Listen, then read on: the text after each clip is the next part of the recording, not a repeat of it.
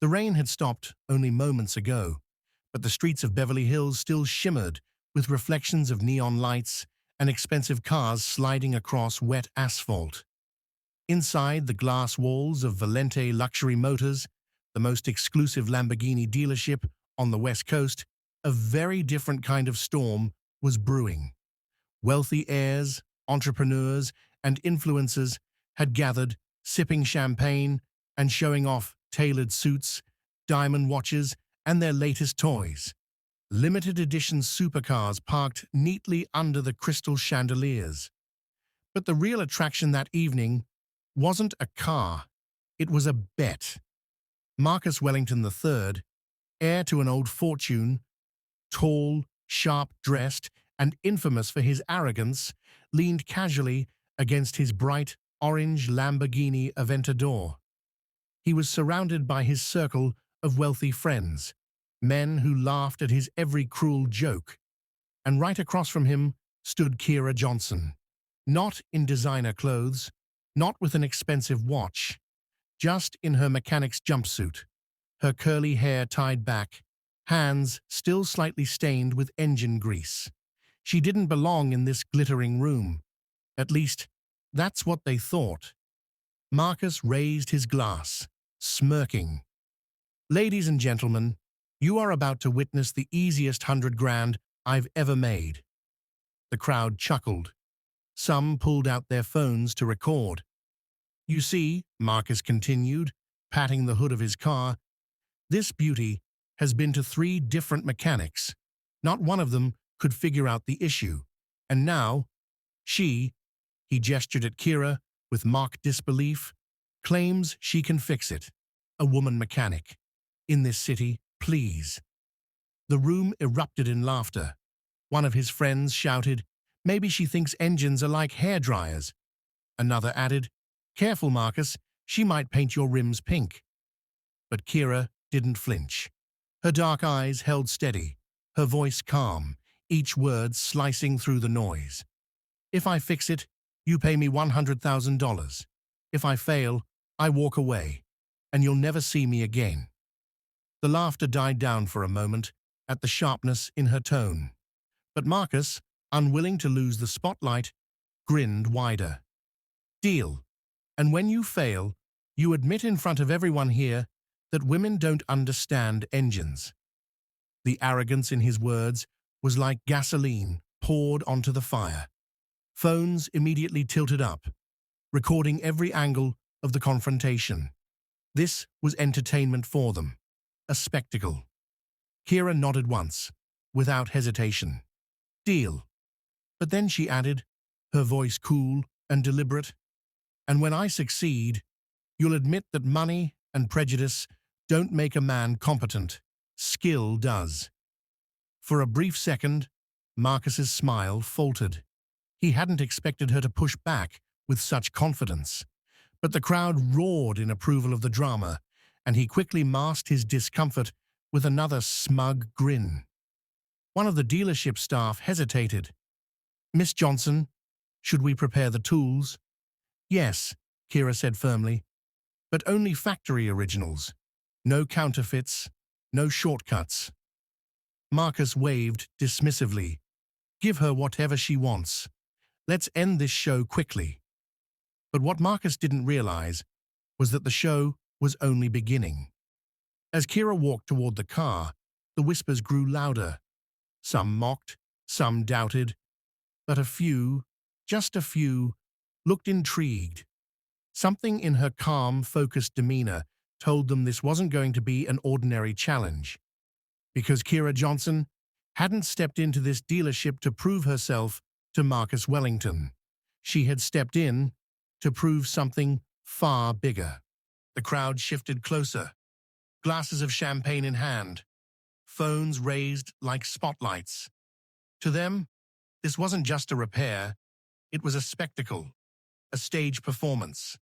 Marcus stood tall, his orange Lamborghini glowing under the showroom lights like a jewel in a crown. "You've got 10 minutes, he sneered. "Engines don't care about time," Kira replied simply, already sliding on a pair of gloves. That response made several in the crowd chuckle, but not in mockery this time. There was something steady, almost unsettling, about the way she spoke. The staff rolled over a black toolbox stamped with the golden Lamborghini emblem. The click of metal echoed as Kira opened it. She inspected the tools quickly, her eyes sharp, checking for fakes. All original. Good, she murmured. She walked to the Lamborghini and placed a hand on the hood. Her touch wasn't casual. It was precise. Listening, like a doctor, feeling the pulse of a patient. Turn the ignition, she instructed. Marcus smirked and slid into the driver's seat. He pressed the start button. The Lamborghini coughed, sputtered, and groaned like a beast that refused to wake. The showroom filled with the uneven rumble before the engine died again.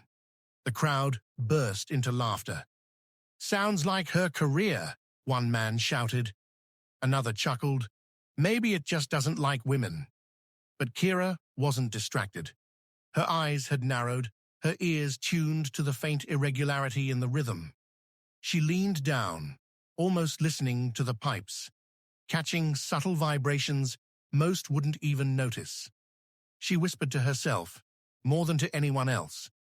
Not the ignition, not the battery, exhaust discoloration, airflow restricted. Then louder, "Shut it off." Marcus tilted his head mockingly. "Already broken, sweetheart. Nothing to shut off." But she ignored him. She was already moving around the car, her hands trailing along the exhaust lines, her gaze locked on the faint burn marks at the rear. One man in the crowd frowned. Unlike the others, he wasn't laughing. He was watching her closely. "She's actually diagnosing," he muttered under his breath. Kira crouched, unfastened the under panel, and slid partly beneath the machine. The polished marble floor reflected her silhouette as she worked, pulling a light closer.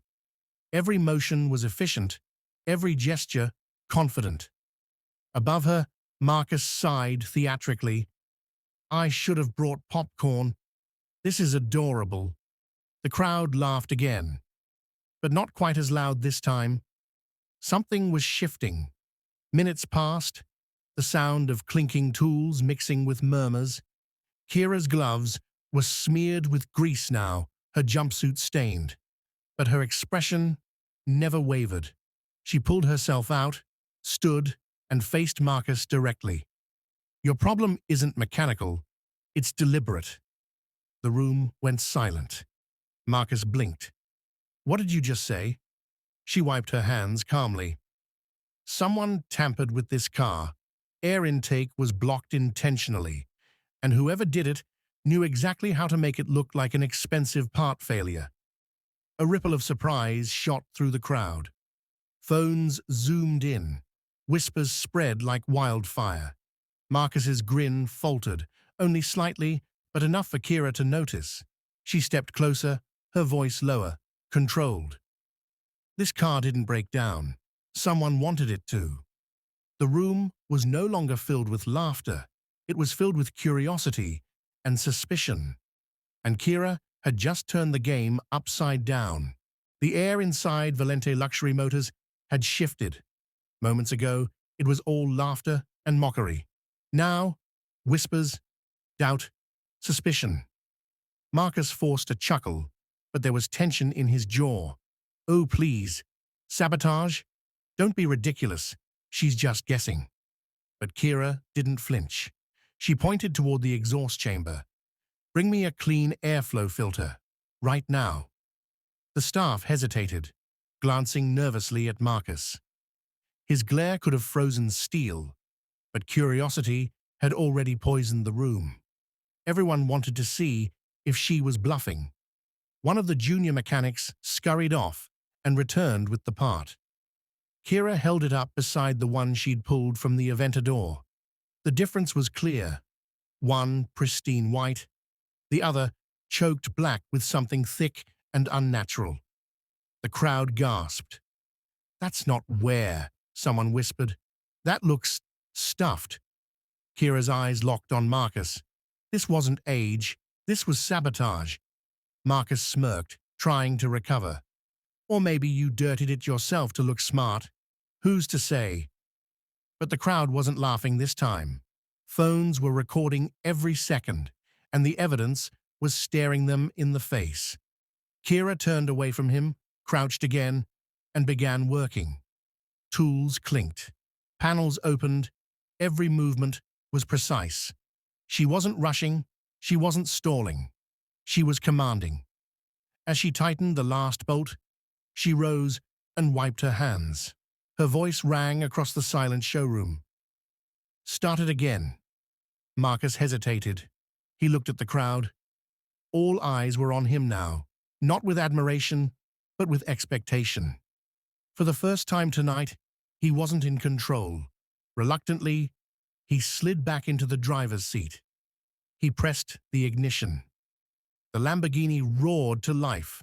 Not a cough, not a sputter. A pure, thunderous growl that shook the glass walls. The floor vibrated under their feet. It was the sound of raw, unleashed power, echoing through the dealership like a beast set free. The crowd erupted. She did it! No way! Holy, that's insane! Phones shot higher, flashes went off, voices rose. For the first time in years, a dealership filled with billionaires wasn't celebrating Marcus Wellington's wealth. They were celebrating a mechanic's skill. Marcus stepped out slowly, his face pale. His smirk was gone, replaced by something else. Anger, fear, both. Kira faced him squarely. 3 mechanics failed because you wanted them to. You tampered with this car yourself, Marcus, didn't you? The silence was suffocating. Dozens of eyes bore into him. No one laughed now. For the first time all night, Marcus Wellington didn't have a clever reply. The roar of the engine still vibrated through the dealership, but silence had fallen inside. Every eye was locked on Marcus Wellington. For years, he had been untouchable. The billionaire playboy, the dealership king, the man whose arrogance was masked as charm. But now, his smile had vanished, and his hands trembled slightly as he adjusted his cufflinks. Kira stepped forward. Her boots echoed against the marble floor, every step cutting through the tension like a blade. You sabotaged your own car, Marcus, and then you mocked others for failing to fix it. A ripple spread through the crowd. Voices whispered. Cameras zoomed in closer. Marcus barked a laugh, but it was hollow. Ridiculous. Why would I ruin my own car? That's absurd. Kira tilted her head, calm as ever. Because you wanted to control the narrative, to make yourself look superior, to prove that no one else could handle what you could. But you forgot something. Lies leave fingerprints. She turned to the crowd and held up the clogged air filter. The thick, tar-like sludge dripped under the lights, unnatural and deliberate. This isn't wear and tear. This is foreign material, packed in by hand, and Marcus here was the only one with constant access. Gasps filled the showroom. People exchanged looks, and for the first time, no one was laughing. A deep voice from the back cut through the whispers. It was the man in the tailored navy suit, the Lamborghini regional director, a figure even Marcus respected. Marcus, is this true? Marcus's jaw tightened. His eyes darted from the director to the crowd, then back to Kira. He opened his mouth, but no words came. And that silence was louder than any confession. The director's expression hardened. Do you realize what this means? You've risked not just your reputation, but the credibility of this dealership. This is fraud. The crowd erupted. Some recorded feverishly, others murmured accusations. The champagne glasses no longer clinked with laughter, they shook with scandal. Marcus finally snapped. You think she's better than me? She's nothing, just a mechanic in grease-stained clothes. Do you know who I am? But even as he shouted, his voice cracked. He wasn't in control anymore. The mask had slipped. Kira, calm as ever, answered with steady eyes. You're a man who just lost the one thing money can't buy. Respect. The director turned to his staff. Escort Mr. Wellington to my office, now. Two security guards stepped forward. Marcus struggled, cursed, tried to push them off, but it was useless. His empire of arrogance was crumbling, and every second of it was being live-streamed. As he was dragged away, Kira stood tall in the center of the showroom. The Aventador purred behind her like a loyal beast, its engine a symphony of vindication. And in that moment, the entire room knew the balance of power had shifted forever. The dealership floor was still buzzing from the chaos Marcus had created, but now the air felt different. Truth had a way of cutting through noise, and tonight everyone had witnessed it. Kira calmly wiped her hands with a cloth, as if the entire storm had just been another day's work. David Morrison, still holding his laptop, gave her a respectful nod. Kira, he said, you didn't just fix a car tonight. You fixed an entire narrative. The world will remember this. Marcus's fall. Marcus Wellington III stood cornered, sweat dripping from his forehead. The crowd that once laughed with him now looked at him with anger, betrayal, and disgust. His closest friends stepped away, muttering under their breath. Marcus, Jonathan Berkshire spat, you sold lies, played with people's lives, and hid behind prejudice to excuse your fraud. You're done. The camera kept rolling. David's voice was firm. For legal purposes, Mr. Wellington, please confirm, did you knowingly install counterfeit parts in your vehicle and sell them through your company, Performance Plus? Marcus stammered, his eyes darting around for support. None came. His voice cracked. Yes, the room erupted. Gasps, shouts, angry voices. But Kira didn't gloat. She just stood tall, her silence louder than words. The rise of Kira Johnson 6 months later, Kira wasn't just a mechanic anymore. She stood on a stage in Los Angeles, dressed in a sleek suit. As the CEO of one of the largest luxury car dealership networks shook her hand. Miss Johnson, the CEO announced proudly, your exposure of the Performance Plus scheme saved not only our brand, but the trust of thousands of customers. You've proven that integrity and brilliance outshine prejudice. Applause thundered through the hall. Cameras flashed. Her name had become a symbol of resilience. Trending on social media, quoted in magazines, studied in engineering schools. Marcus's irony. Meanwhile, Marcus Wellington III's life had crumbled. His empire dissolved, his fortune gone, his name stained. The man who once mocked mechanics was now working at a small, dimly lit, used car lot, wearing a cheap polo shirt and begging customers for sales. One evening, while cleaning a dented old sedan, Marcus glanced up at a TV in the corner. Kira's face filled the screen. Her promotion ceremony, her smiling team around her, diverse and talented. The anchor's words cut deeper than any insult.